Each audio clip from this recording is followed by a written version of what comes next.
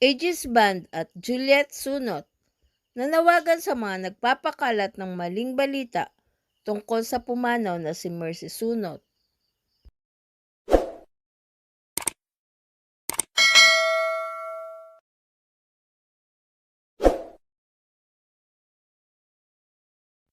Sa pagkamatay ng isa sa mga lead vocalists ng Aegis Band na si Mercy Sunot, nakiusap ang banda na igalang si Mercy sa pagpanaw nito at ang pamilya nito sa panahon ng kanilang pagdadalamhati.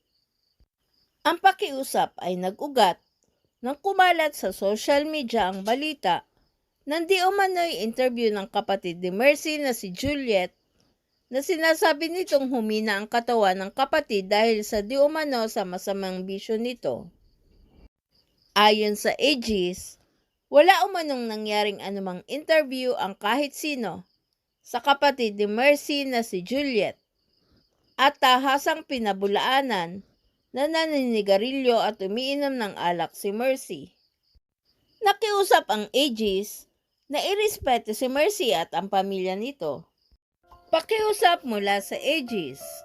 Kami po ay taos-pusong nananawagan sa lahat na huwag po sanang paniwalaan ang mga kumakalat na maling impormasyon tungkol kay Mercy.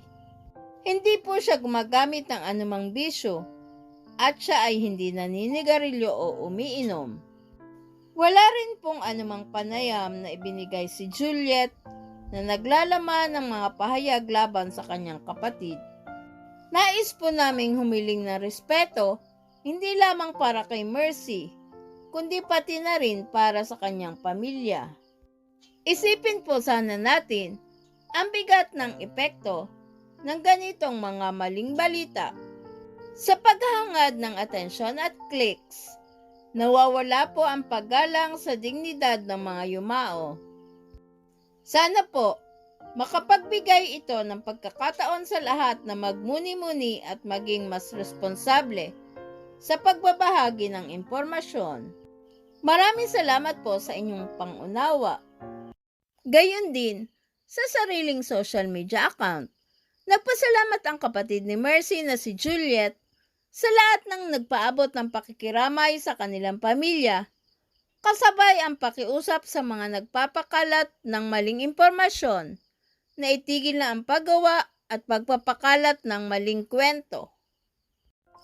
To all who have and are sharing our grief for the passing of our beloved Sister Mercy, in behalf of my whole family, I sincerely thank all of you for reaching out and sharing your condolences and sympathy at this very lowest point of our lives. Your kind words have been a beacon of light in the darkness, providing us strength during this most difficult time, and no amount of words could rightfully express our gratitude.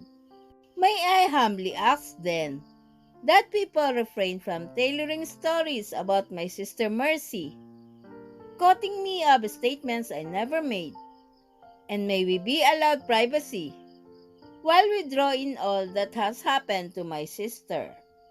Allow me to reiterate, I, Juliet Sunot of Aegis, had never communicated with anyone for interviews and had never made statements that Mercy was into any vices.